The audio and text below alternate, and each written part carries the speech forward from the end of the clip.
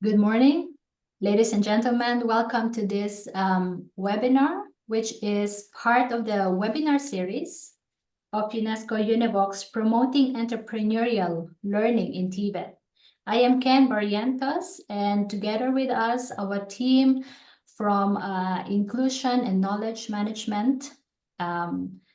We welcome you all, and we are very happy that you could join this session.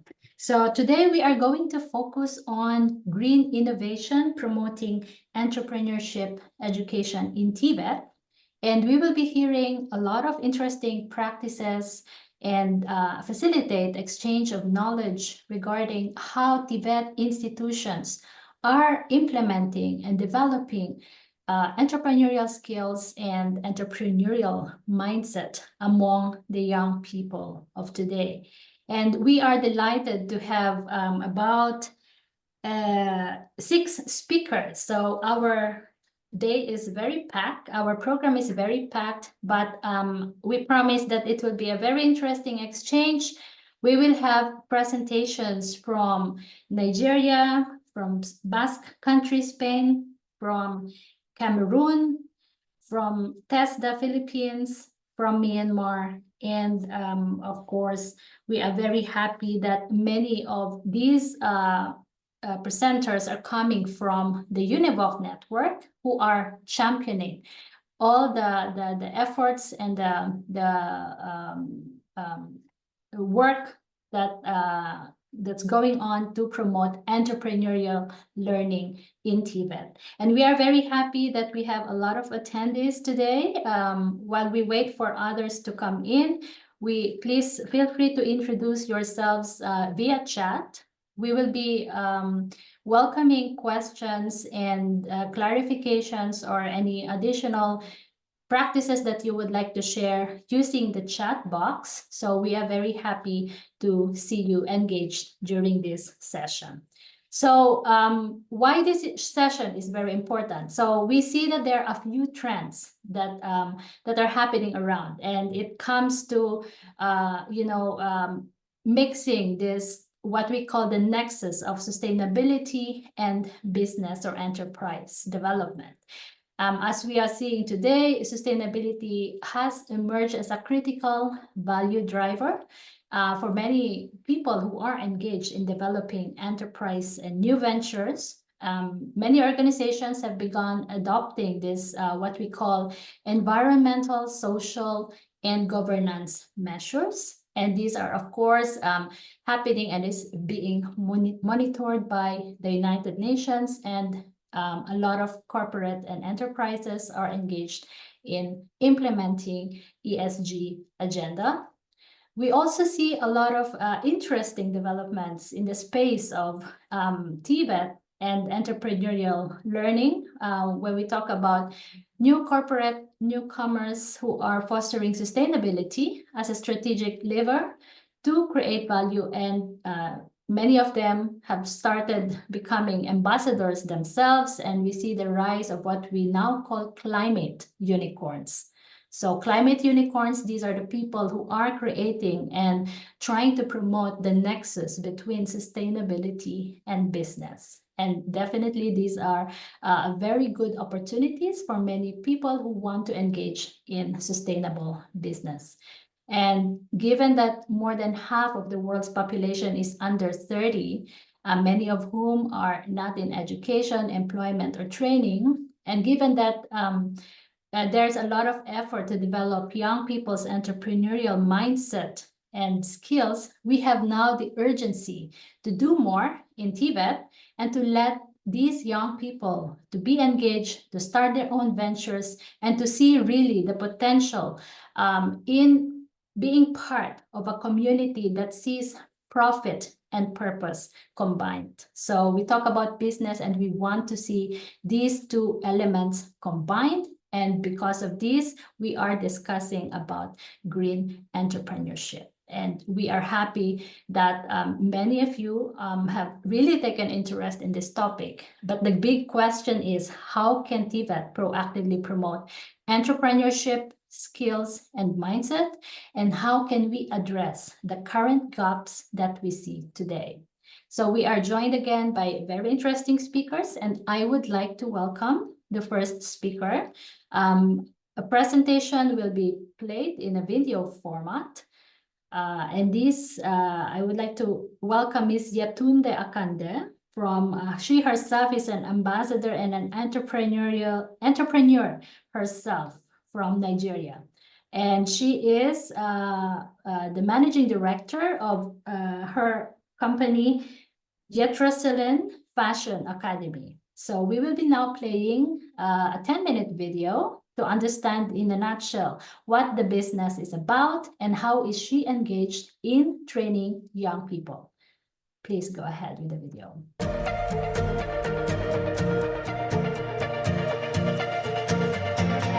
Hi, my name is Yetunde Akande and I'm a fashion entrepreneur. My brand name is Yetroseland Couture.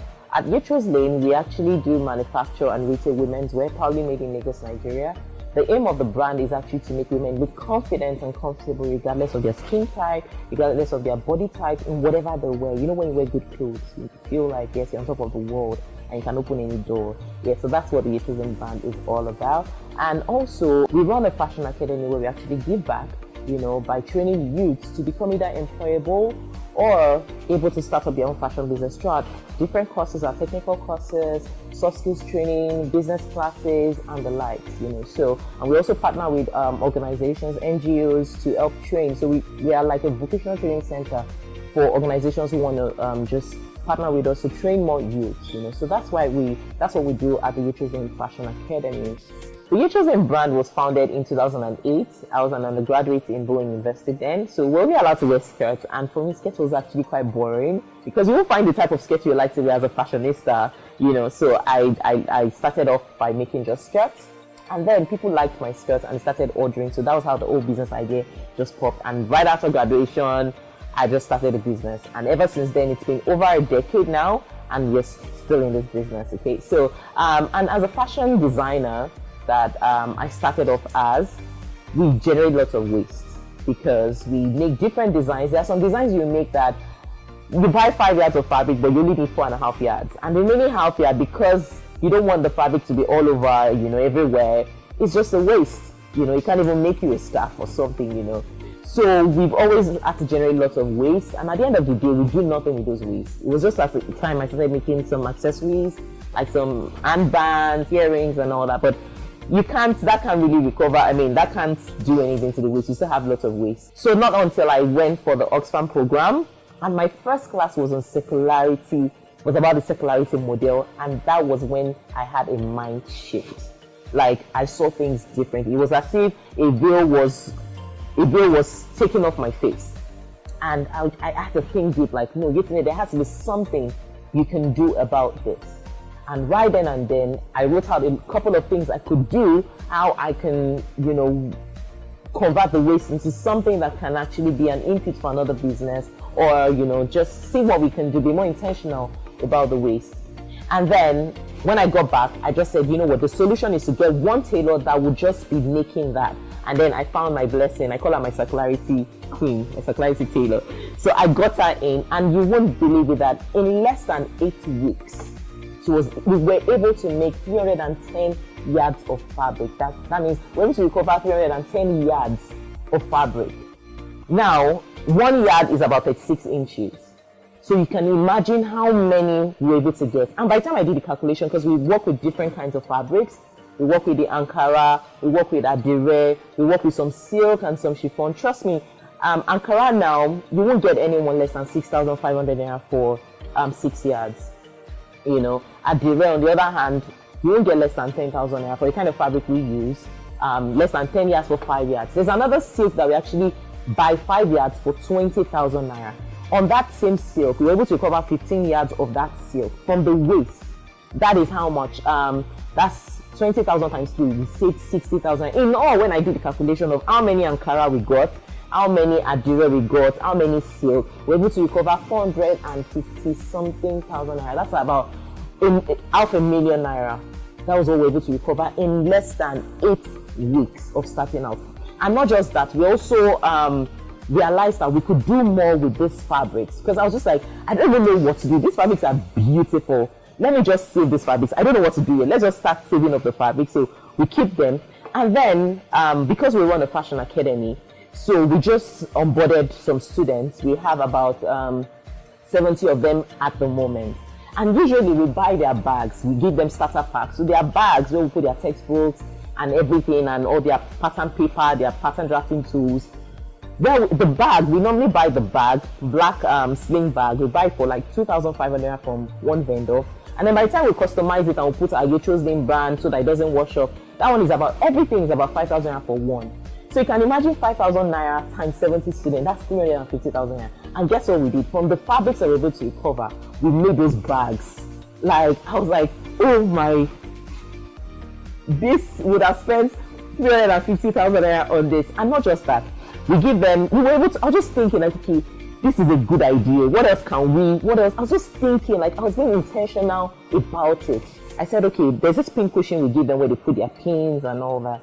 I was like, we can make this thing. One of that pin cushion now is 1,500 naira. And we're able to make it. So we're able to save 1,500 naira times 70. That's another saving. Like, so I now thought of it, okay, let's make sewing kits where we give our first timers, you know, that buy from us, just to, you know, some form of, you know, you appreciating your customers. They have their tape, scissors, buttons. So anytime there's anything, they bring it out. It's something they want to, every woman should actually have. So we thought about giving our first timers. So I can remember making a video, and you know, the objective of video was just to share on my group to say, guys, you'll see what I was able to come up with after the class. And then one of us just said, it was Dio's delight. She just said, Yetunde, I want 50 pieces of this. I'm going for an event. I want to use it as souvenir. And that was how I was like, oh my God, this is just amazing and great. We sold one of the sewing kits for 1,500 naira. So that means we generated a revenue of 75,000 naira from this waste. Minus the scissors and all those things. What? Like, you can't even quantify. Like, I wouldn't have thought about it. Normally, if you buy those sewing kits, you don't get less than 1,500 naira from outside, you know. And I mean, it's a cost. But in this case, we are turning our trash to cash. For the academy as well, we give them notepads. This notepad, if we give the printer to customize for us, I think right now the smallest is about 1,500 naira to 2,000 naira for one. And there's this other notepad you can buy for like 500 naira. We just said, okay, these are fabric, let's wrap it. You know, when they wrap the notepad, you won't even know that this one is the regular notepad anymore. It was so beautiful, and that was what we came up with. So we're able to save another 1,000 naira off each one times 70. Like, I was just like, oh my God, this is mind blowing, this is bliss. You know, like, we are getting to save more money as a business, you know, and whilst it's something we can also, you know, decide to say if we want to sell out.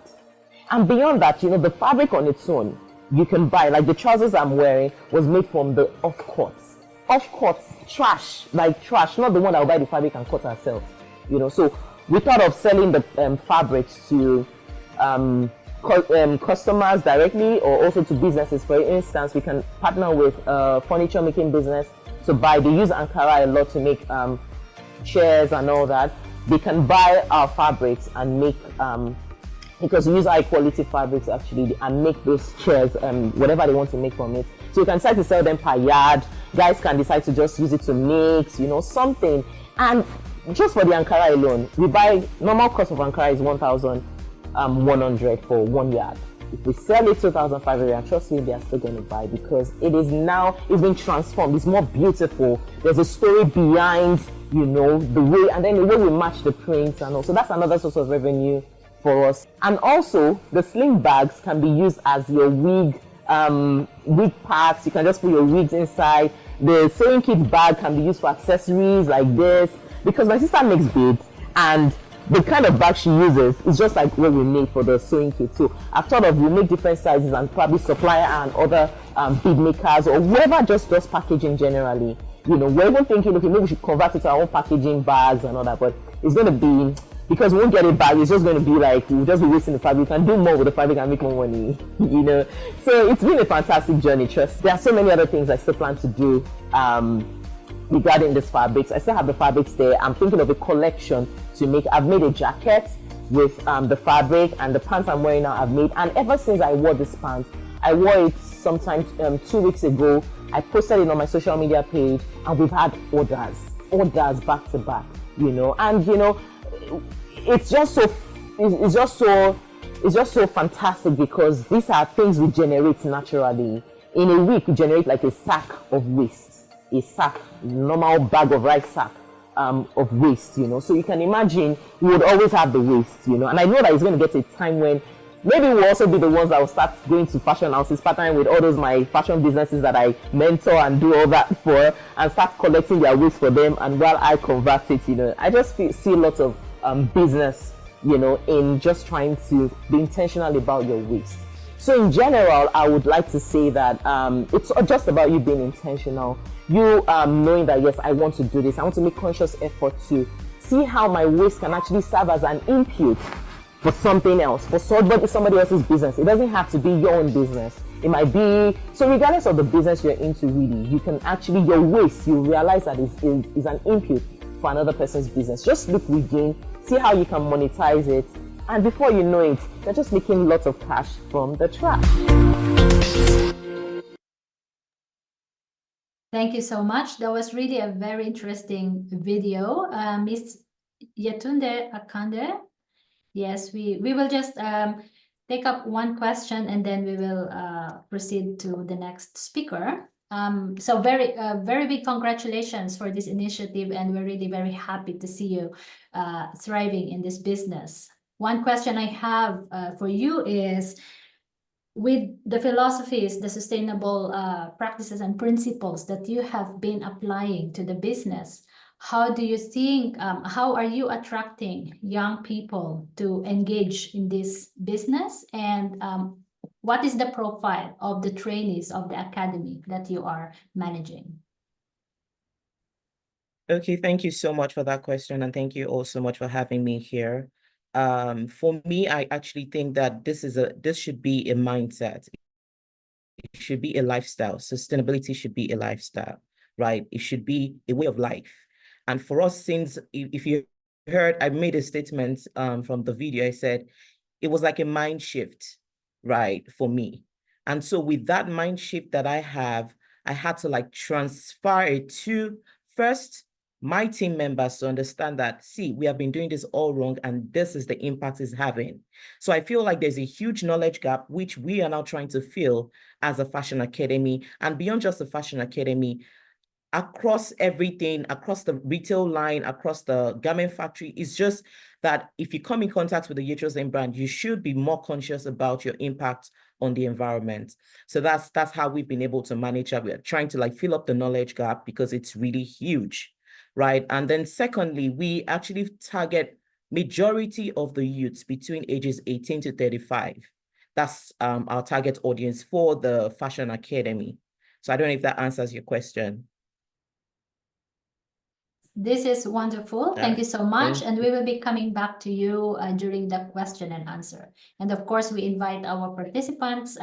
Ms. Akande is the only speaker who is not coming from our formal TVET system. And definitely, it's very good for us to engage and understand how things also are managed from other and delivered from another form of training in Nigeria.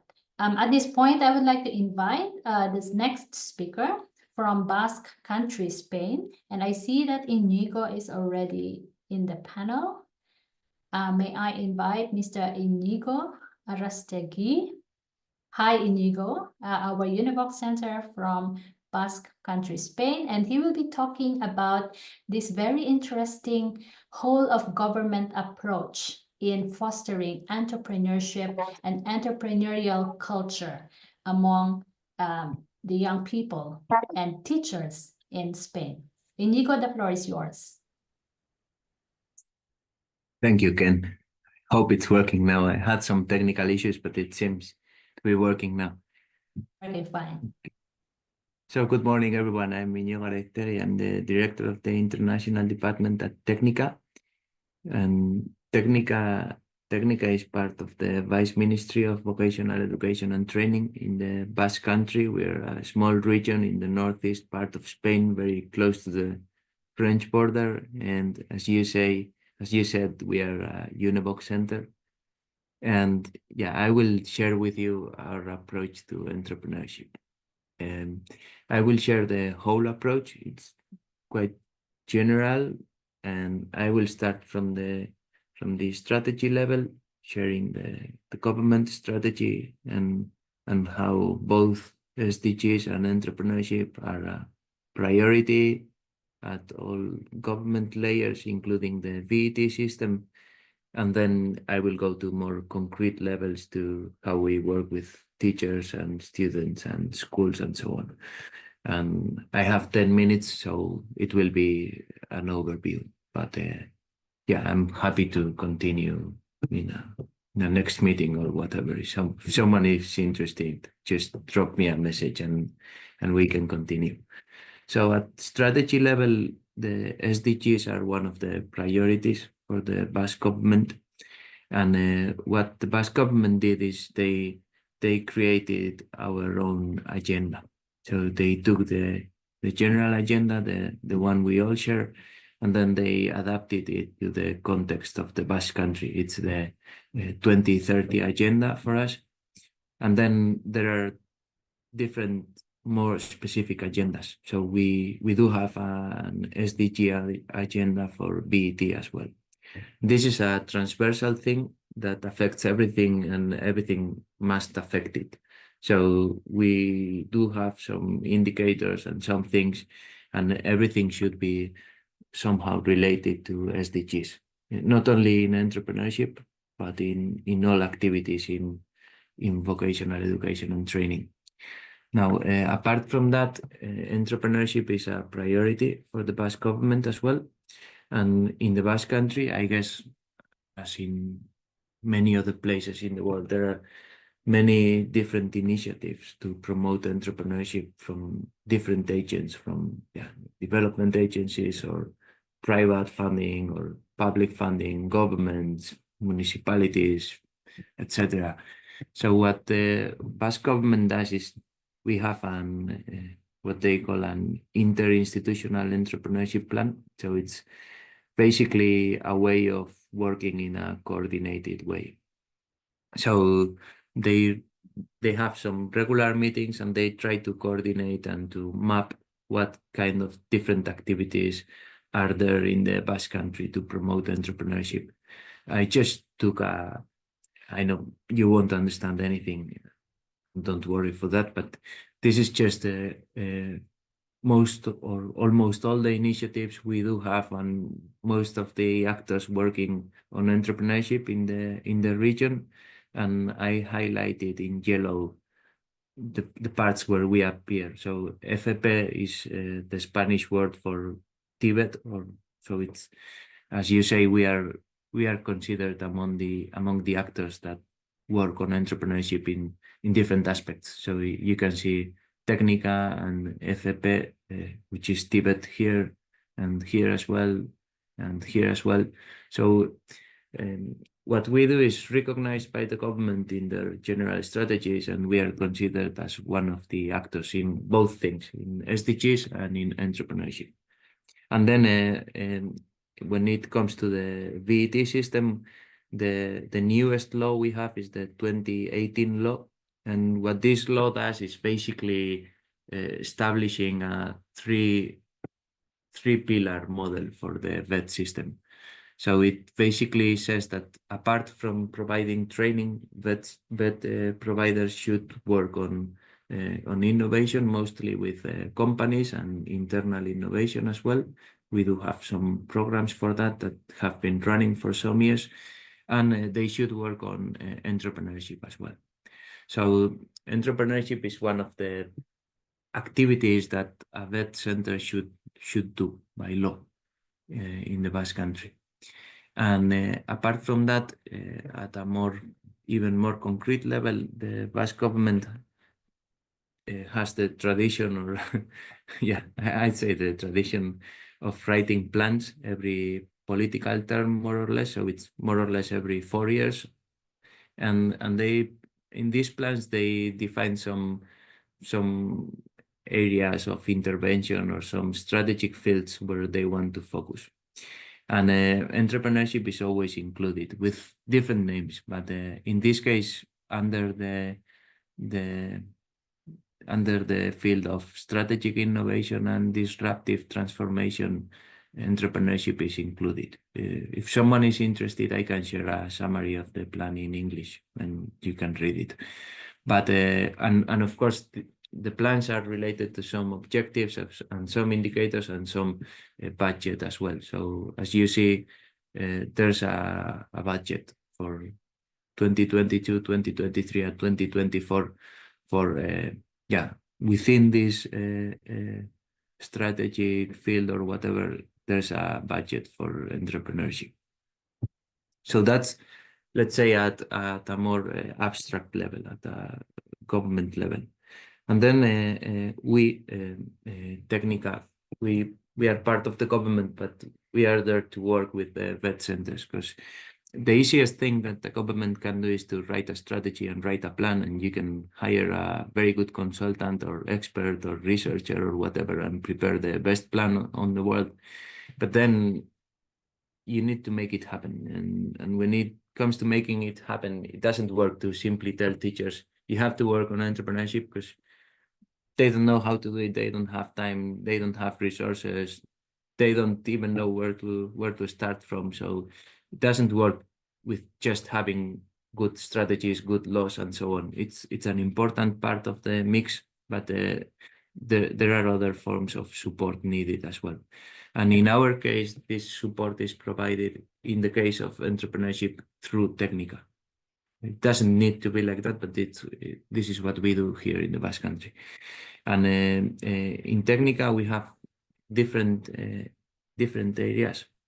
As you can see here, we have 6 departments, and these 6 departments are working with VET centers in different fields to mostly help them to innovate in different fields.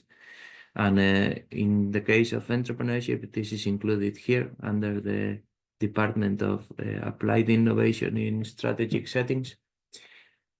And the way we work is that we have, well, we are a small management team, just 7 people, and then we have some researchers or some technicians. Not everyone is a researcher at Technica. There are technicians as well that are more than researching, are providing a service to the VET system.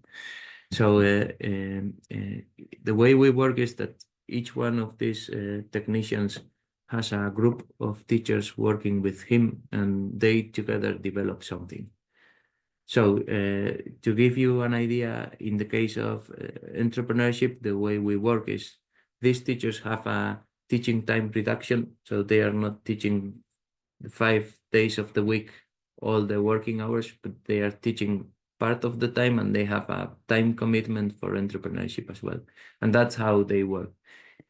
Each of them is responsible for entrepreneurship in their own school, but they work together just to coordinate the actions and to make sure that they are aligned and that they help each other and so on.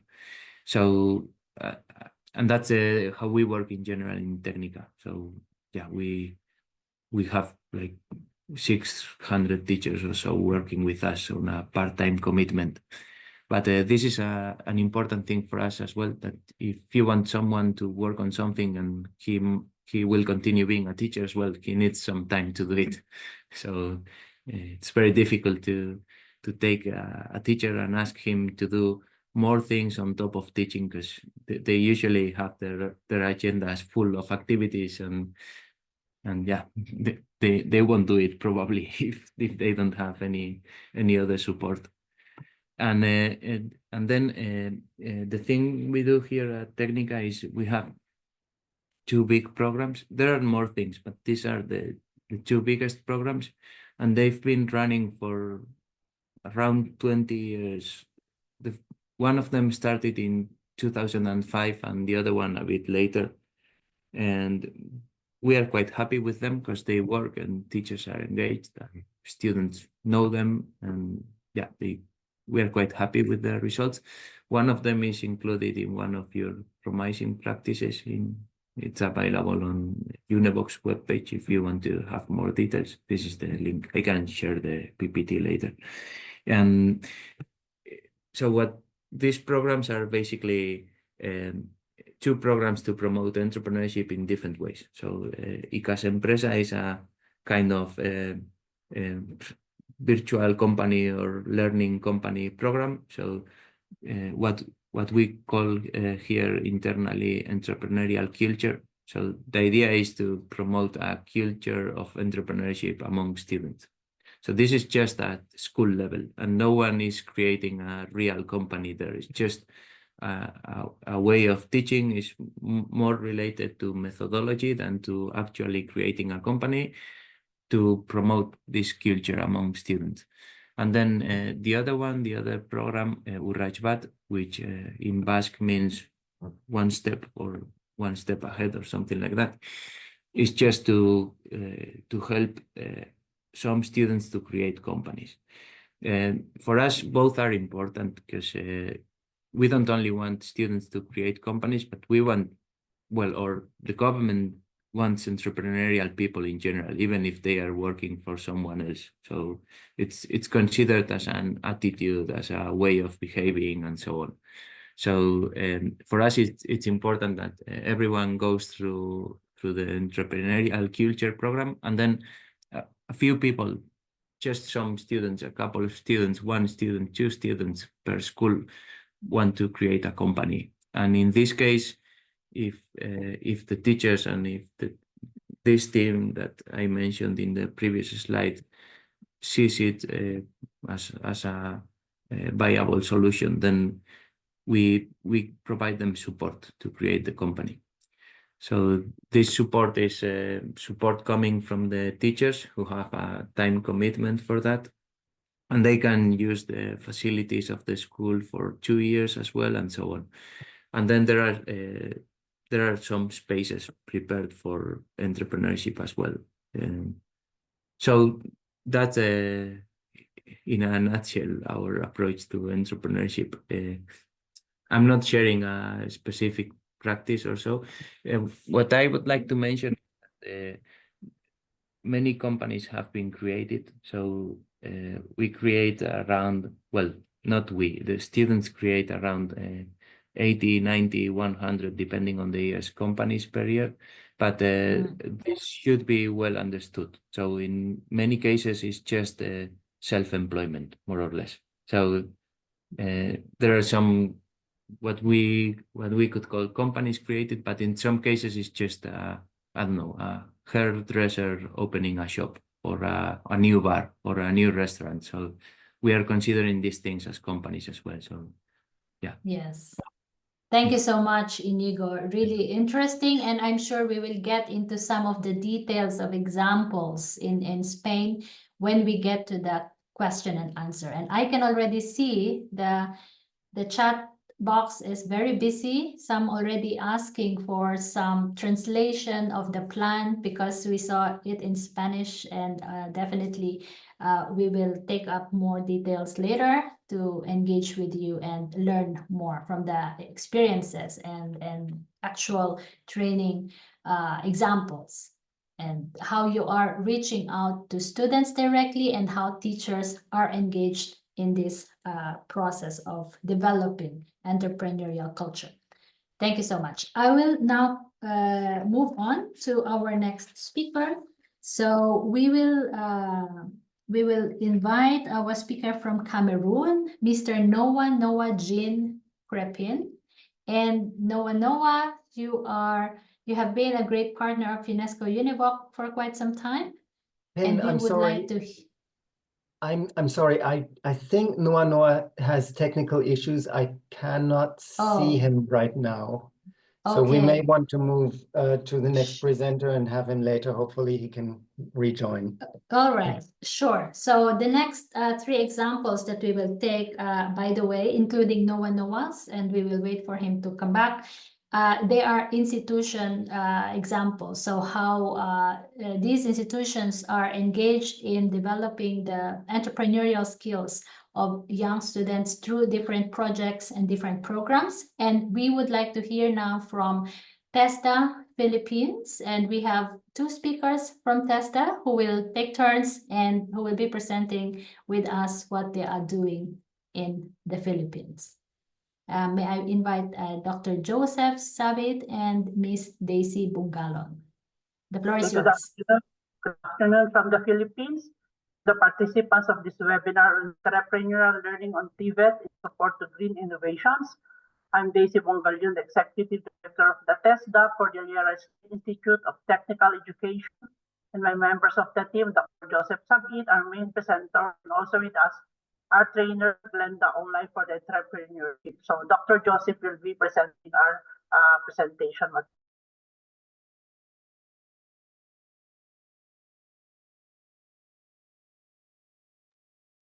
Okay, good morning and good afternoon here. I'm Joseph Sabit, and I will be presenting our institution. So we are from the Cordillera State Institute of Technical Education. This is an learning institution that is under the umbrella of our mother agency, which is TESDA, or the Technical Education and Skills Development Authority. So here we belong to the TVET, under the TVET, which is providing training and education among our students. So the courses that we are actually offering here is we have diploma courses like the culinary arts, hospitality supervision, mechanical engineering technology, and electrical technology. In our institution, which is the Seaside, our usual students here are coming from the senior high school completers, and also as a part of our mandate of our diploma, which is the PKF level 5 that we are teaching here. We are also accepting undergraduate students from the bachelor courses. And our main vision here is to train these Filipino individuals to become a skilled worker, as well as to become self-employed and can work in their own business venture, which are related to their skills. And there are also qualification programs that we are offering in our institution. Like, for example, all qualifications under level 2, level 3, and level 4. And all of these qualifications are designed to make our students more skillful, and it is designed for students to be mindful about doing business instead of being employed, because our Filipino traits actually is we train for employment, but now it is reversed. It is different now that we train to become an entrepreneur. We train individual to become an entrepreneur. That's why in our curriculum, in our school, we have integrated the entrepreneurship 1 and 2. So the different qualification program, or the different courses that are being offered here in these institutions are just like cooking, baking, food service, barista, food preservations. And all of these they are being trained with the other part of our curriculum, which is entrepreneurship 1 and 2. So the component of entrepreneurship 1 is to set the mind of our learners to become an entrepreneur. So these are basically an introduction of how to nurture the mind of the young to become more passionate about entrepreneurship and the selling. And we have the second entrepreneurship subject, which is also talks about accounting, the accounting process, which is to monitor the cash flow and the inflow of their own business. Because evidently, most of our Filipino people here, most especially the young people, are engaged in online selling, because you can see the social media is packed with young people who are very eager to do their own business. They use the social media to sell our products. Most especially here in the Philippines, online selling is very rampant, and most participants for online selling are actually the young people.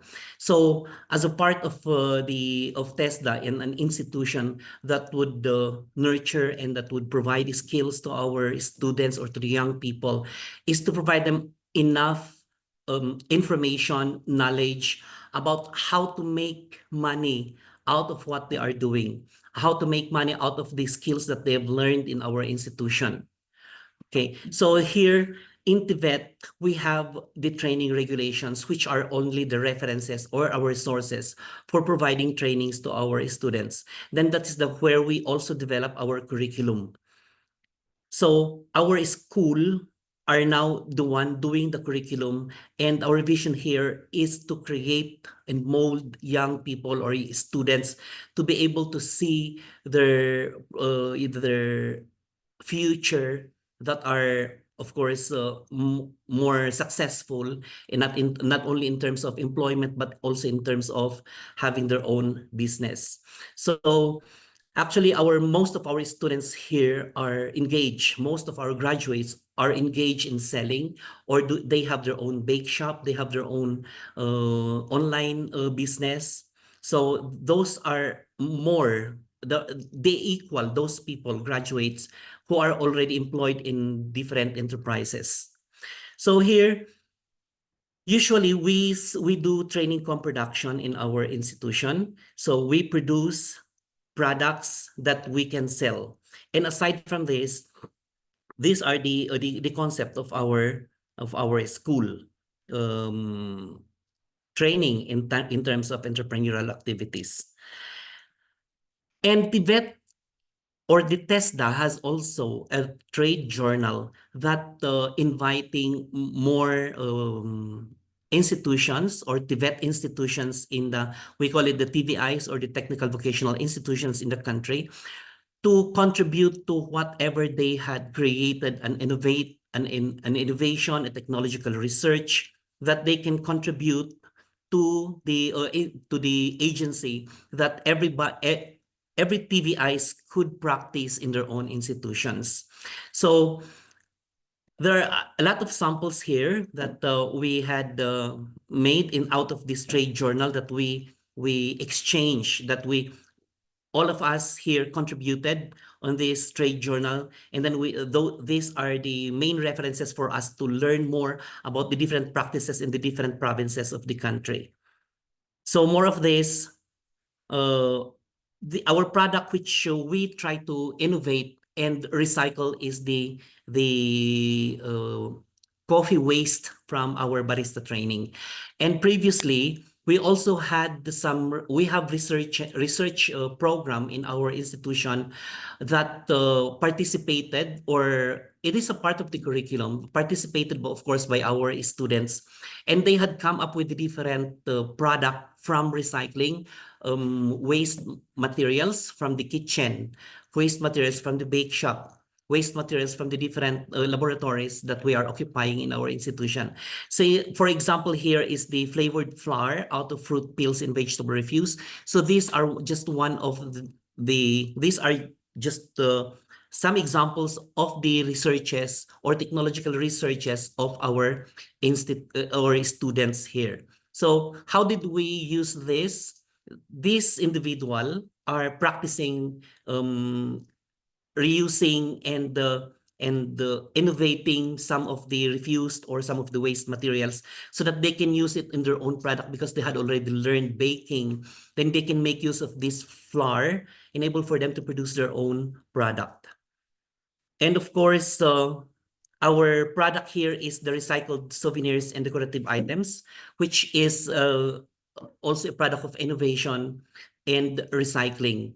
So the waste materials coming from the barista training are very versatile, because most these coffee grounds, used coffee grounds, has already been used so many times in different products. So for us, we are we are using too much of the coffee grounds or coffee beans, grounds, roasted coffee beans here in our institution. In every training, we use around 20 to 25 kilograms per training. And there are a lot of training here that are taking place in 1 year. So we are looking into 100 kilograms of wasted or used coffee grounds. So instead of putting them into waste, anyway, if you're going to put that in the soil, it could also be used as a fertilizer. But we made use of these coffee grounds because of the color and the versatility of this on the product that we are looking into. Like, for example, the souvenirs and the decorative items. Actually, this concept, our concept here, why did we choose souvenirs, small items, and other decorative materials? Because our city is a tourist destination, and there are a lot of local tourists who are visiting our place. We have a lot of tourist attractions also here in our city. And our collaborator here, I chose one of my neighbor because I live here in Itog, one of the province of Benguet, here in our place, that there are a lot of livelihood projects of the neighborhood. And one of these is the craftsmanship or making of souvenirs. So we are actually been inspired with these local residents of this place, because these souvenirs that they're doing started ever since 1975, and they are usually using the first clay stones that were being used to create some souvenirs, and they're being sold in the tourist areas in our city. So the production now, from 2020 to 2024, the production increased because they had already reached far regions or provinces of the Philippines, and they are also exporting these products abroad. And these are just made of the craftsmanship is more important here, and the designs. So these are our inspiration in making or contributing the coffee grounds to enhance the product. So the used coffee grounds now here are being used to create some products which could be a material good for business or good for doing some entrepreneurial activities. So all of these are being made together with the trainers and the teachers and the students had come into an idea of putting all together this material so that they were able to produce decorative materials and also souvenirs like keychain, like cups, and many more.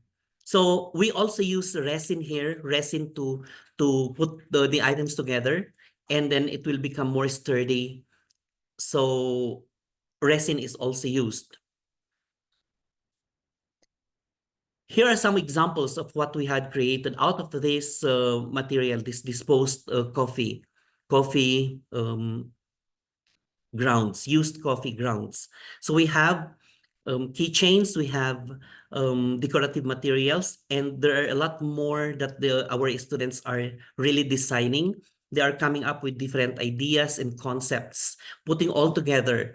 And now we are putting our own physical market or physical shop in our institution, because the physical store that we will be having, aside from, of course, the displays of breads and other foods that are coming from our kitchen, we also have some decorative materials like souvenirs, because we also have our hotel. We are also running our school hotel here, and there are some visitors or there are some guests who are staying in our hotel room, coming from the different places, and of course they are part of the agency.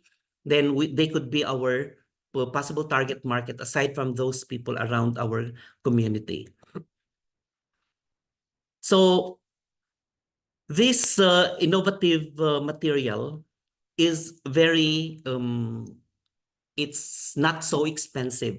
It's a little bit cheap because of the material used. But anyway, it is still a money that can be generated from this kind of business. So this money or people, our students here are all scholars, and they are being subsidized by the government, and everything is free. That the training is, everything is free. All the raw materials that they are using are free. That is why we are making use of our curriculum. We are enhancing our curriculum and able for us to produce more students which are more entrepreneurial in their mind, and we are producing skilled workers also. They're more skillful, and then they can turn anything from trash into something that they can do into business. So these are just an example of display that you can see in our tourist area in the city. So if we can put more, or we can create more souvenirs with coffee, and then can innovate more from these coffee refused or used coffee grounds, we are still looking into how can we integrate more, or making some souvenirs using the used coffee grounds, so that we can make more recycled materials that we can add to the products that being sold now in our tourist places in our city. So that's all. Thank you so much. And I hope you enjoyed my presentation. Thank you so much, Dr. Sabit. We really enjoyed it because you presented a lot of elements there, and we will come back to you for more questions and clarifications later after the presentation. So please sit tight. And I would like to now call on our speaker from Cameroon. We see that he is back, Mr. Noah Crepin. So Noah from the Bilingual Technical School of Nkolbisson. You can now share your screen, and we look forward to hearing how you are trying to integrate these topics of entrepreneurship and also sustainability, sustainable business in your institution. Is your slides ready? We can also share that from our side if we have a copy in case there's a problem with sharing. All right. So the floor is yours, Noah. Go ahead, you have 10 minutes.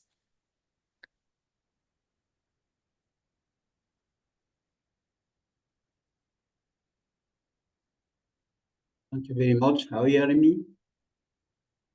We can hear you. Go ahead. Okay, good morning, good afternoon to everyone. I'm Noah from Cameroon, and I'm the UNEVOC coordinator of the Bilingual Technical School of Nkolbisson in Yaoundé. I would like to thank you first for giving me the floor to present what we are doing about entrepreneurial skill in our school. At first, I would like to show you the population of the Bilingual Technical School of Nkolbisson. Our school is an industrial school. We have mechanical engineering, electrical engineering, chemical engineering, and civil engineering. We also have more than 2,500 teachers and students, 2,500 students, and 280 teachers. What is the importance of entrepreneurial learning in our school? We need to increase for learners to develop their sense of responsibility, and we need to give them some element of disciplines. They have to be perseverant, and they have to empower the managerial skill. In application of the test in force in Cameroon and in accordance with the National Development Strategy, SND, what we call SND Trant, in connection naturally with the Sustainable Development Goal. The entrepreneurial learning implemented a law of visibility on the national and international level and amortization of some financial expense in our school. What are competency we need to empower for students? They have to get vision, to be very, very initiative, responsible. They have to take risk. They have to be resilient and persevering, and they have to be optimist. When those competencies are established, we have also to show them how to implement their vision. They have first to identify a social problem and develop a business plan. After the development of business plan, they have to seek financing and reinforce the skill that they have acquired. Programs in entrepreneurial learning are validated and reviewed by General Inspection of Education at the level of the Ministry of Secondary Education in Cameroon. The program on entrepreneurial is therefore implemented in technical and professional education classes. As I said, we have four level: technical, civil engineering, electrical, chemical, and other. The establishment of days dedicated to entrepreneurial learning application, like Open Business Day, like celebrating the World Youth Kids Day, that are some elements that the Ministry of Secondary Education put in place to increase the entrepreneurial learning in our school. Some skill and content are in those programs. They have to give them the notion on business, entrepreneurship, basic notion of management and micro enterprise creation, job search technique, and the accounting techniques. What is our target group for entrepreneurial learning? Young people in school or not. We have young people who can pay their school fees, and we accept also young people who cannot pay their school fee, and we help them using one of our services who study inclusion.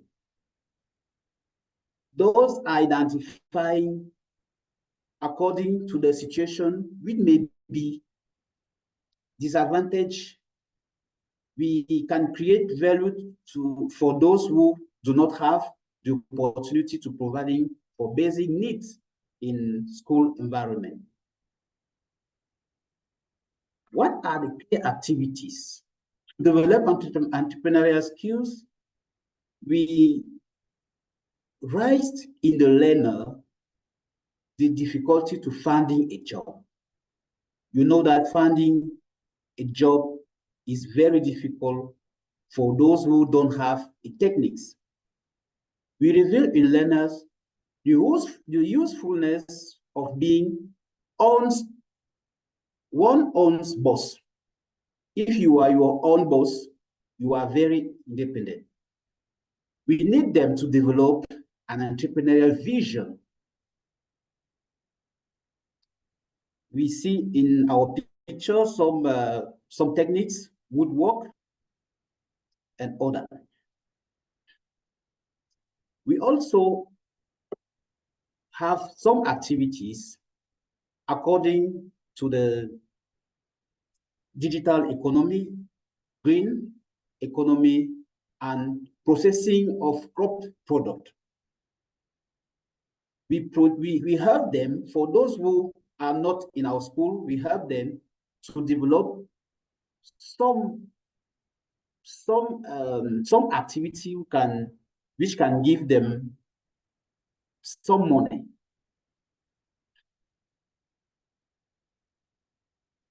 For the activities concerning the production of plant, the main resources is soil with almost non-biodegradable or non-biodegradable plastic bag, preservative, and water, low financial resources. We are seeing that the resources, the two resources which are important is soil and water. That is the thing what we don't pay. We don't pay. We can now have a series of fruit trees that learner has to develop himself to help his parent and brother. They are mandarin tree, grapefruit tree, avocado tree, papaya, and so on. You have some image like you see. One of those plants cost by $1.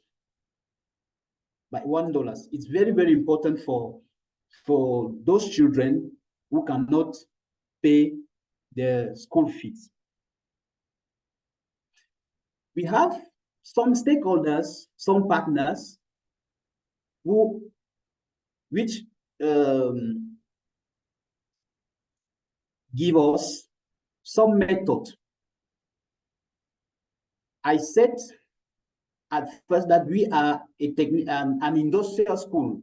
We are not an agricultural school, but to increase entrepreneurial learning, we accept to go to some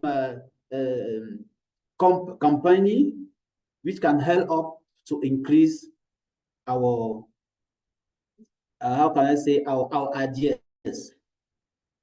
We have the ministry which accompany us, IRAD, Institut de Recherche Agronomique pour le Développement. We also have the Parent Teachers Association.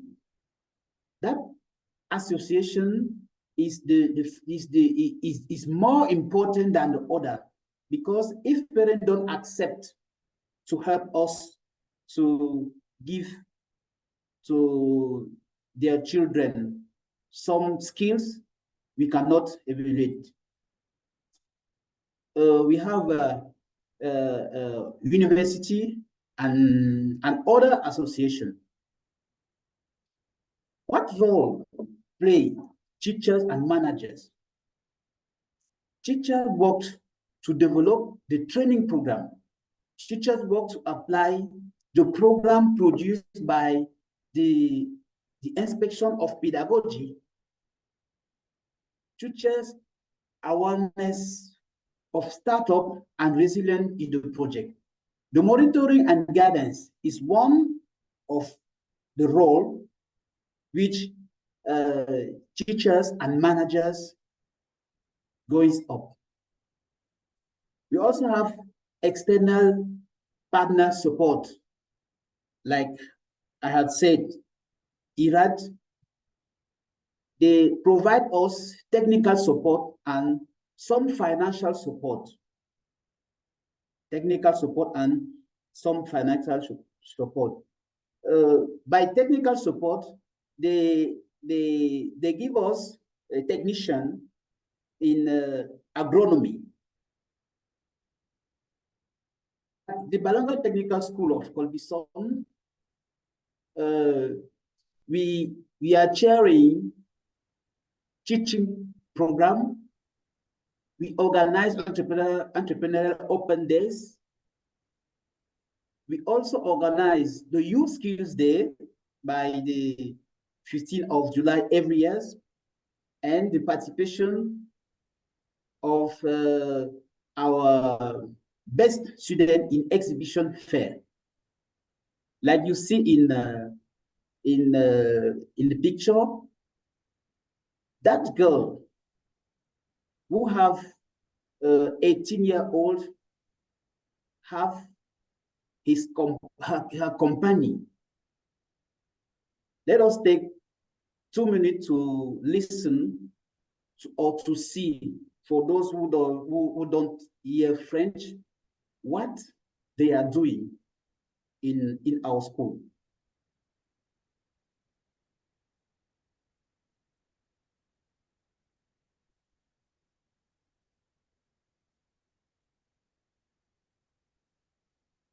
We are not hearing anything, Noah. Perhaps the audio of the video is not on, or it is not shared. We will make sure to share the presentation to the participants of this webinar, but we also need to wrap up. If this is the last slide, we would like to thank you, and we promise participants that we will be sharing this so that they can also view the video of the student. Would that be okay? All right. So can you wrap up in 1 minute so we can go next to the next speaker? Okay. 1 minute. I would like to present you some. I would like to present some rates. It's very important for me to present it. When you are seeing those last school years, the beginning of the next school years in Cameroon is on next Monday. The rates are increasing for those learners who need to create a company for themselves. That is what I need to say. I want to say about this. Thank you very much. Thank you so much. A very good presentation, Noah. Very good details, and we really see that there's a lot of passion in how you are engaging the students, and you are keeping track also of where they are and how they are succeeding in the ventures that they are embarking into. So at this point, I think I would also like to remind our speakers that there are some questions in the Q&A box that you may wish to read and answer. If you feel that this is addressed to you, or you could give some clarifications, those speakers who have already spoken earlier, please take a look at the Q&A box and try to answer some of the questions that are linked to your presentation. We would like to invite now the last speaker from Myanmar, the Technical Institute, Ms. Thida Swe. Please keep your presentation in within 10 minutes so that we can still address the questions. Thank you. Go ahead. Can you hear me? Can you see my slide? Yes. We can see it. We can hear you. Okay. Good morning, good afternoon, and good evening, everybody. Today, I am very pleased to present green innovation. And I am divided my presentation into 3 main parts. Firstly, I would like to present how we integrate green debate initiative practice in our school. And then I will present how we conduct innovative project competitions. And then finally, I will present how we implement entrepreneurial learning institution canvas. Let me start with how we integrate green TVET. At the beginning of this year, 2024, I gave knowledge sharing program on what are sustainable development goals, what are sustainable development jobs, what are green case, and what are green economy, and then the origin of green TVET. Green TVET was formulated by Dr. Shamim Magenta, former Director General of CPSC and former head of UNESCO-UNEVOC. There are 5 dimensions of green TVET: green campus, green curriculum, green community, green research, and green culture. How do we manage energy consumption, how we manage water consumption, how we control waste and pollution, how we integrate green technology, clean technology, and green scale in our curriculum, and how we adapt our community for green, and how we do research, renewable energy, water treatment, green innovation, and waste recycling, and how we promote green culture, green value, green ethic, green attitude, and green practice. We start waste segregation, dry and wet, and switch off the lights when leaving the rooms, and switch off aircon every Fridays, and plant the trees around the campus. These are some kind of green culture and green campus activities. And we also practice partnership in Tibet. Normal Tibet, we offer knowledge scale attitude in our curriculum. In Green Tibet, we indicate in our attitude and in our mindset, we use reduce, recycle, repair, renew, and rethink. And we also implement this input process output model. We are this input, the nature of different institution. We have 4 main process: strategy management process, co-process, and support process, and partner process. We nurture and produce highly qualified and competent graduates with green skills because we integrate green Tibet in our Tibet process. And local people accept that our Tibet school is a place for decent employment and job creation. And we, in addition to this, we also establish internet quality assurance system and to monitor and to evaluate the continuous development of our school. These are how we integrate green Tibet initiative practice in our Tibet school. And now I would like to present how we conduct innovative project competition in our school under Department of Vocational Education and Training. We have TVET teacher training in school, TVET teacher training college. They carries out the innovative project competitions for teachers and students. Our school participate in this activity, and this project is from the teacher from Civil Engineering Department. The title is Organic Waste to Value Initiative. It asks for White House application for the grassroots. We can get White House from everywhere and every region, and the objective of this project is to support environmental development, social development, and economic development of the grassroots and replicate other different institutions. We need 4 main ingredients: ash from White House, lime, sand, and cement, and more to form the brick, and concrete mixer to mix the ingredients. And the process is very simple. We mix the ash with aggregate to be powdered and filter it to spray ash and the aggregate, and mix ash powder and lime and sand for 2 minutes, and we pour cement and water for mix for 4 minutes. After totally 6 minutes, we get the mixture.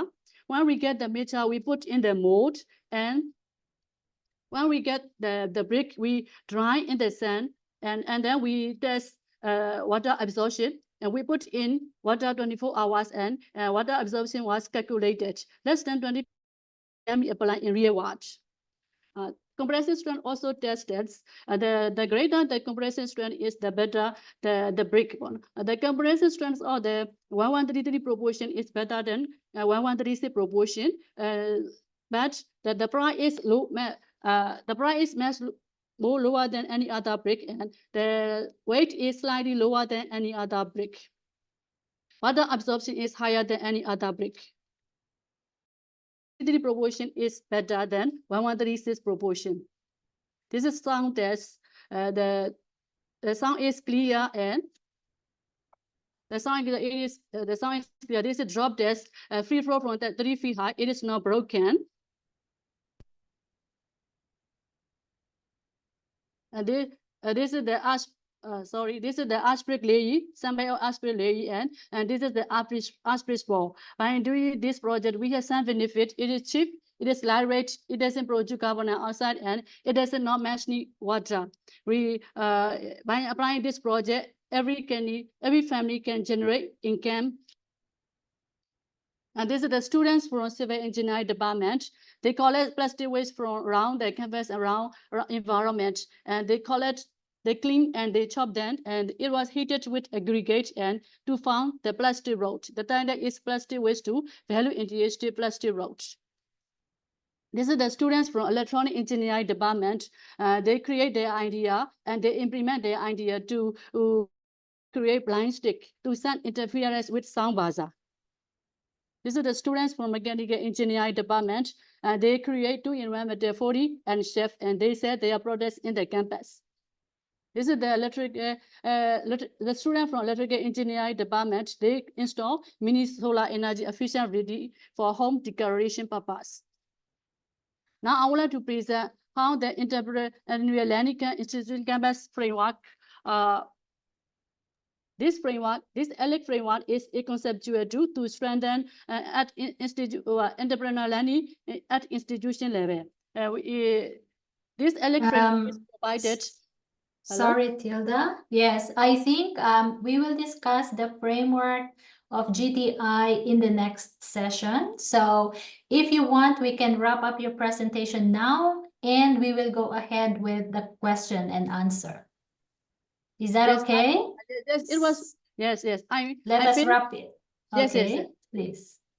I answered the question. I answered the question. Fit answer in this framework. So there are 12 components. The first component is value proposition. What value we produce for our students and what value do we produce for TVET institution? And so, as I mentioned earlier, we are implementing project output model, and we produce qualified and confident graduate with green and entrepreneurial skills, and that's it for our value for students. And the next one is our value for the TVET institution. Our TVET institution to become a place for decent employment and job creation of the youth and adult. This is our value proposition. So okay. Yes.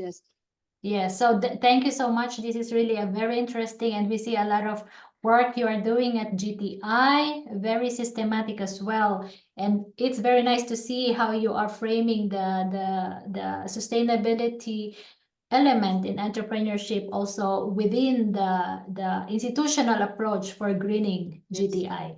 So thank you so much. And I think at this point, because we don't have much time and our speakers are trying to respond to some of the questions, we will now invite back our panelists for an interesting exchange. We will spend about the next maybe 10-15 minutes to answer more questions, but also a very quick question for me is, and this is addressed to everyone, how do you motivate students and trainers to engage in sustainable entrepreneurship programs? So in a nutshell, how do you motivate them to engage in sustainability and entrepreneurial ventures? I start with Yetunde, and then we go according to the order of our speakers. Yetunde, it's your turn. Us, especially from this part of the world, which is Nigeria. Can you hear me? Yes, we can hear you now. Okay. All right.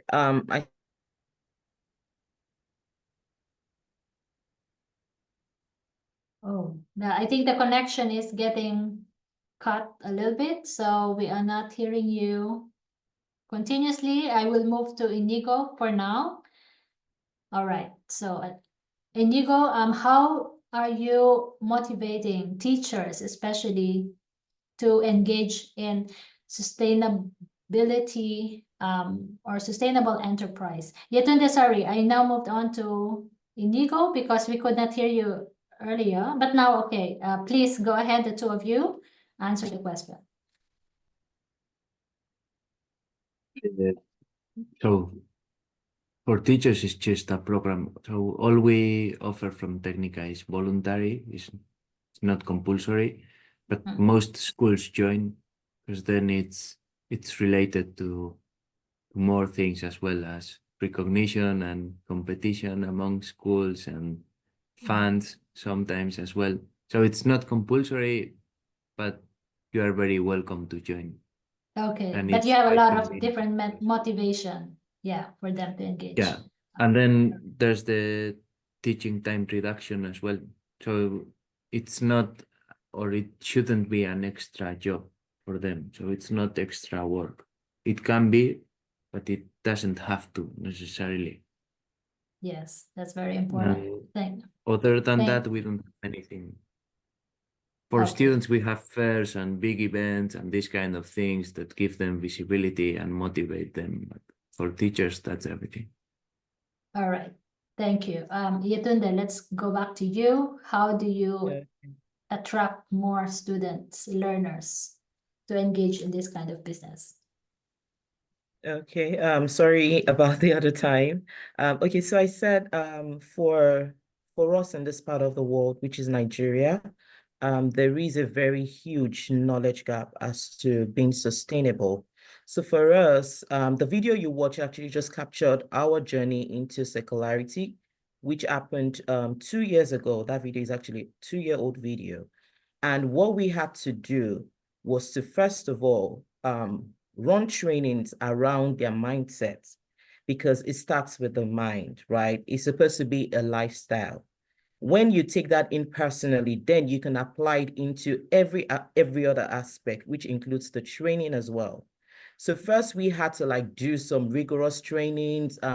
We got a number of documentaries just to educate them. Because without filling that knowledge gap, then every other thing we do is just going to be a waste. And this same principle applies to the students as well.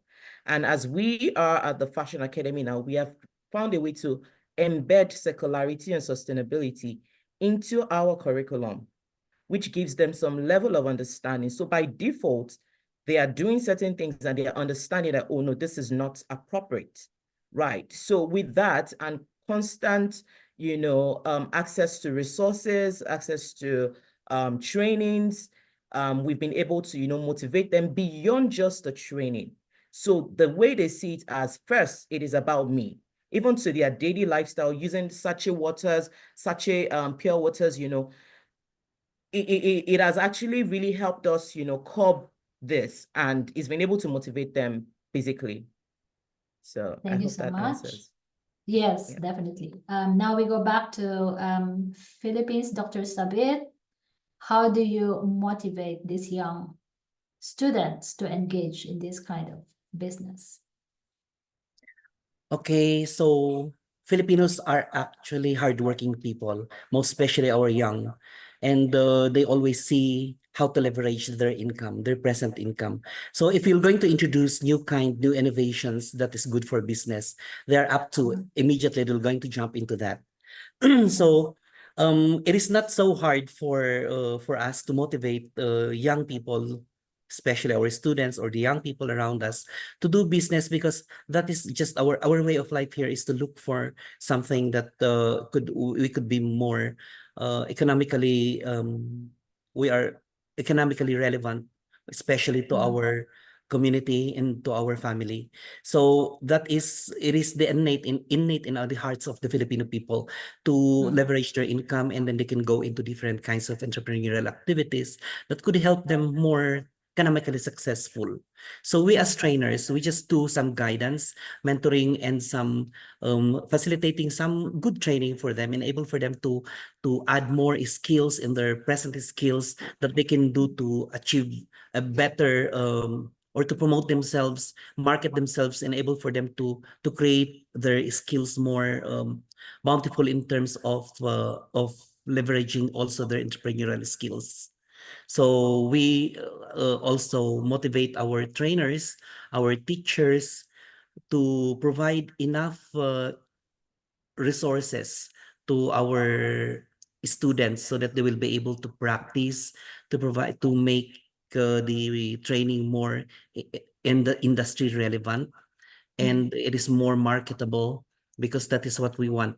We create our products marketable, so more of our customers may want to buy and of course to increase the economy. Okay, well said. Thank you so much. It's really about the people and the nature of how they can motivate themselves. Noah and Thida, you have a quick reaction to that? Motivating students? Yes, it is difficult, but I start slowly and I'm getting knowledge sharing program and I conduct talk show of the youth to present their skill on sustainable development and green TVET. And then I will conduct the 6-hour competition in next summer. Yes, thank you. All right, thank you. Noah? Thank you. How we motivate learners to adopt the entrepreneurial learning? We show them the position of one person who is his own boss. You know, in our country, life is difficult. When one student don't have money to pay his school fee, we show him what mechanism he can use to pay his school fees, to help his parent for the life. Like person who we call coach. Those person speak with them and convince them to adopt the method of entrepreneurship. That's what I can say for that question. Yes, thank you so much. I think there are really different ways, and as we can hear, a lot of it also relies on the quality of the training, the opportunity for these young students to learn from those who are really engaged in the business, because this is where they could learn practical orientation, mentoring, which I understand also Yetunde is doing. Being an entrepreneur herself, she is also providing that guidance and really the practical know-how of how to navigate the challenges. Now let's talk about research. Many of you in their presentation have also emphasized the value of either applied research or technology research, or also developing some form of understanding really the problems that exist for you to develop the products, the services, or the goods that you want. And when we talk about green economy, this is all about making sure that the economy thrives, it is inclusive, and also is an economy that preserves the resources that we have, that also reduces the impact to the environment of the business and activities that we are engaged. And definitely research is a very important component, because when we want to do sustainable enterprises or business, we want to do it right. We talk about being intentional about the things that we do and transferring the knowledge and skills to the students to be engaged in worthwhile and environment-friendly activities. How do you engage or incorporate research in the design of your programs, in the processes or methods that you apply in your training, and even in the way you perhaps encourage the young students to do things right and to do things that are really helping the environment, rather than, unintentionally contribute to the degradation of the environment? If you can please give us insights into the research perspectives and the research approaches that you embed in your the different activities and programs that you implement. Miss Yetunde, please, you may start. Okay, thank you for that question. So for us, even though we are very streamlined to just fashion trainings, that is our niche. However, for us at the Yetroseland Fashion Academy, we have a couple of programs under fashion. such as, garment construction, pattern drafting. We also have fabric embellishments and beading. We also have the fashion entrepreneurship programs for entrepreneurs who already started their business. So these different programs have different needs. So when we look at the needs of each of this program, and we definitely on a quarterly basis look within to say, okay, what is new? What is new in this part of the world? Because our own target audience, yes, even though we are trying to target more of youths, and that's also based on the partnerships that we've had. Like currently we are to create 1,000 jobs in 2 years. This is our 2nd year.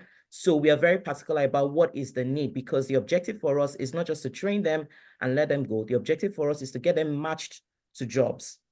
Okay, so there is a need for that research to say, okay, what do we need as a country for these people to become employable or able to start their own fashion business? So we all just do the research and see, are there new things? And then once we realize, once we're able to go over that, we then bring everyone together to say, okay, this is new.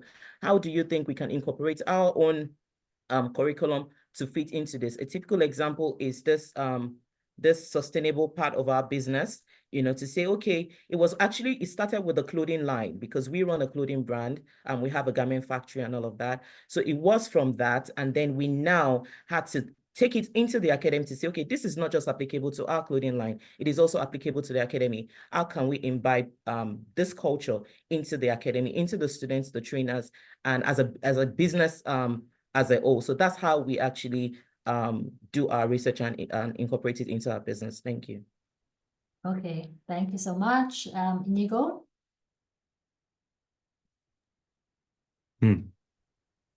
That's a tricky question, because it's a huge topic, the green thing, and some skills are just technical but contributing to green things and so on. But what I assume from the examples is that you are looking for kind of circular economy of this type of examples, and for that we have a specific program with reuse of waste, and building new products from waste and so on. And at Technica we have a research line with that by related to food and textiles and a few other products as well. But it's basically making food products from waste and making textiles from waste. But the greening thing is much bigger. I mean, you still need electricians installing solar panels, which are normal technical skills for us, but are very important for greening or these kind of things. Yes, yes. Yes, and we are talking about when we think about students being engaged or teachers in discovering what goods and new services and products can be designed and developed to contribute and even to reduce the environmental impact of our our activities. So this is really where we see research is very important. And I believe, Dr. Joseph, you mentioned something about technology research, and yeah, you can speak about it. Go ahead. Okay, as I had mentioned earlier, we are an advocate also of Green TVET. That's why our agency has come up with the technology research manual that we share with each other in the whole country, sharing with the innovations and discoveries of the different technical vocational institutions in our country. So here in our institution, we research is a part of our curriculum. So we already had a lot of researches coming from our students that also addresses the impact of waste products here in our school or in our institution. So there are a lot of this output or research output of our students that are concerns about the decreasing the numbers of pollutants or waste materials that are coming from our training laboratories here. So as a part of the institution, we are strengthening our research program so that we will, because our agency has proposing an innovation center that could also that is also good for every TVIs or the technical vocational institution to promote their researches, especially innovations. We are looking into specifically innovations, innovative product. Let's say, for example, here in our region or in our province, there are a lot of vegetables being produced by our farmers. And sometimes they just throw it away. If you can see, there are a lot of news in the social media that they're just throwing away all the tomatoes that are produced from these farms because of the low prices in the market. So as a part of the institution, we come up with how to make this or reproduce this fresh or tomatoes into food, to process these tomatoes into more sustained ingredients for our training. So we are looking into more on how to create more on this type of innovation. Specifically, we are dealing with foods. We deal with the food and beverage production. So we are using the research system in our curriculum to strengthen the discoveries of our students and to participate more on innovating products, which could be so helpful in our training. Thank you. Thank you. And of course, the trade journal that you have shared earlier is available online. So anyone who would like to further dig into the different projects and research areas that your students are engaged in, they can visit this resource. Noah and Thida, you want to react to that?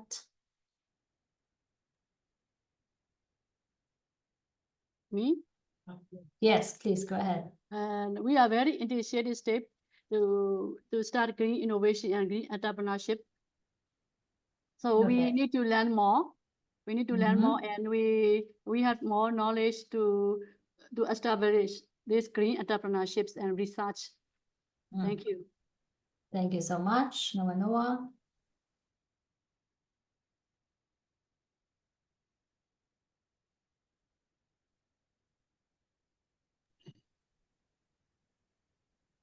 Can you try again, please? My connection is... Okay. I think we will skip you there because we are also running out of time. But we'd also like to see whether there are still some questions, really the pressing ones. There is one interesting question here about how do you support students commercialize the research output? If there's one or two who can answer this, perhaps TESDA, do you have a quick answer? In case there are some really interesting research outputs or studies or projects, initiatives that the students are engaged, do you have the possibility to commercialize, to support these, to be promoted in the market? Yes, we Yes, go ahead, please.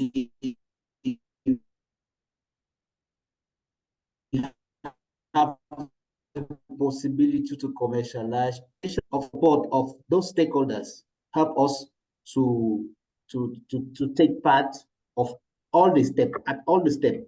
Then they help they help us to commercialize those projects.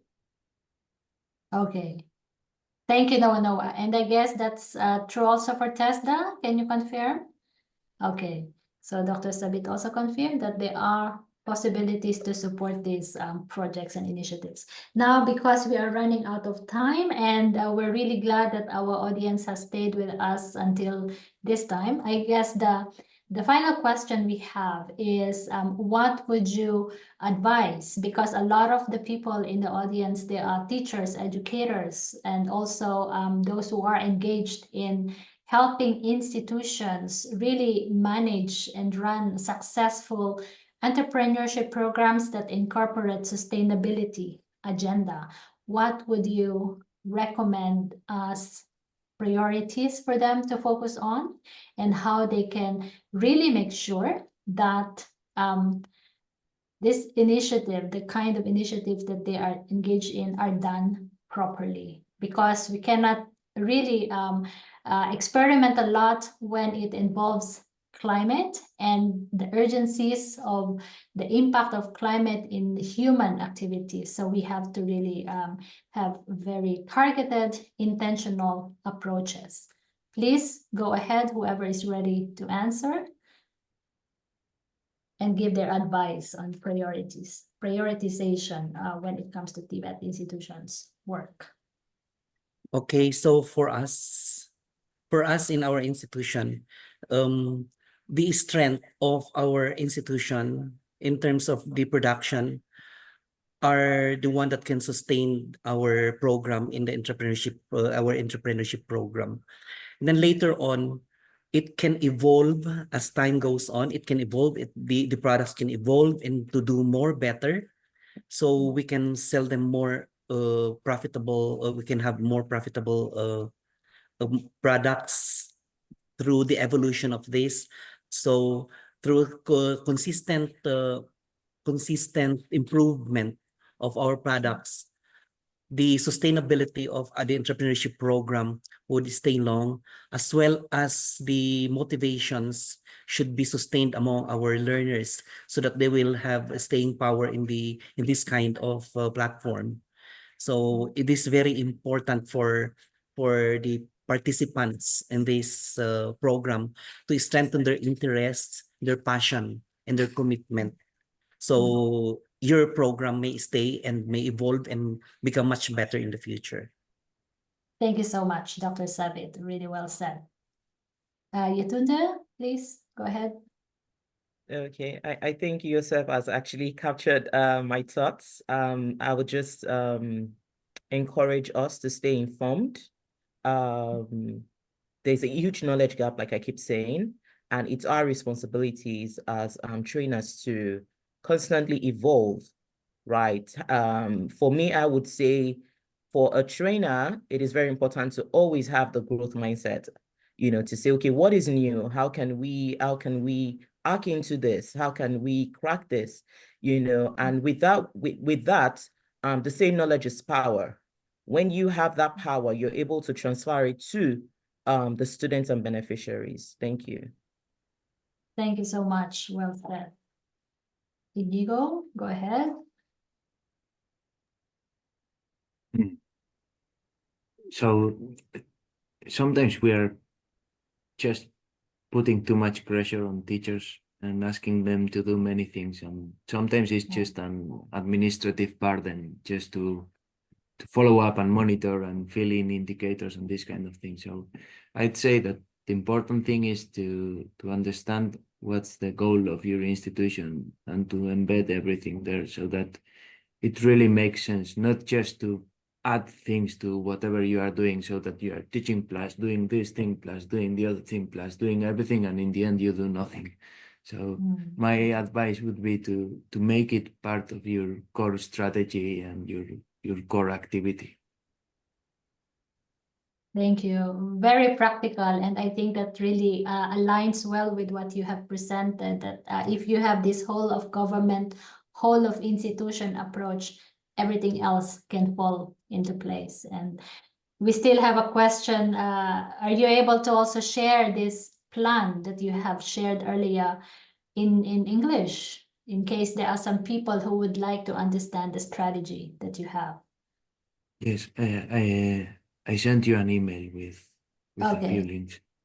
All right, perfect. So we will be sharing that link to everyone, and really inspiring what you are doing there in Basque Country. We would like to know more, perhaps in the next few sessions that we will host.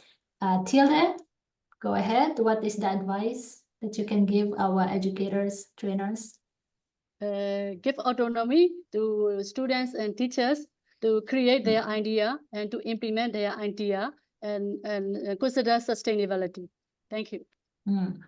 Thank you. So innovation, creativity, they stem from being free to do what we want, of course. Thank you so much. Noah?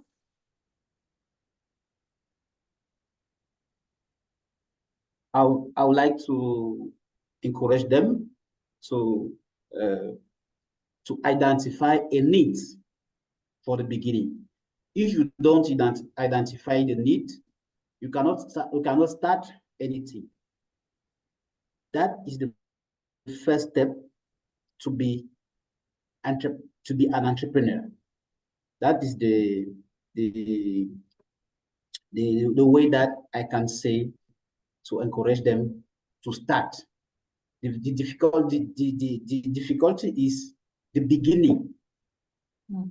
When you begin, all the rest will come. Thank you.